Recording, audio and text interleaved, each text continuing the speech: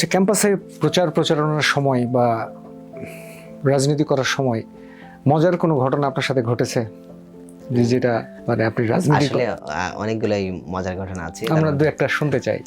আমি যদি একটা বলি আপনাকে, যে একদিন প্রচারণা করছি আমি কলাভবনের সামনে, তো হঠাৎই একটা মেয়ে মাস্ক পরা সে এসে আমার সাথে কথা বলতেছে, আমাকে তুমি করে বলতেছে। ক্যাম্পাসে তো কেউ তুমি করে হঠাৎ করে বলে না, অপরিচিত মেয়ে আমাকে তুমি করে বলতেছে যে তোমাকে খুঁজতেছি, তোমাকে পাইতেছি না, আমি তোমাকে মেসেঞ্জারে নক দিছি। এখন আমার সাথে তো অনেকেই আছে, তা আমি আসলে বুঝতে পারতেছি না যে সে আসলে আমাকে তুমি করে বলার কারণ কি, আমি তাকে চিনি না, এবং আশেপাশের লোকজন তারা সবাই ভাবছে হয়তো যে সে তো পরিচিতই। আমি সে যাতে অকওয়ার্ড না ফিল করে এই জন্য আমিও নর্মালি তাকে অ্যাকসেপ্ট করলাম।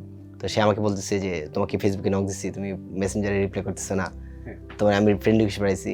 তো আমি কয় তোমার ফোনটা দাও, তো আমি ফোন দিলাম, সে নিজে আমার ফেসবুক থেকে নিজে এড হয়েছে। এর পরে যাওয়ার সময় সে বলতেছে যে সে, আমি জিজ্ঞেস করলাম যে সে পড়াশোনা কোথায় করতেছে, কোন ইয়ারে আছে, তো সে বলতেছে ক্লাস 9 এর মেয়ে।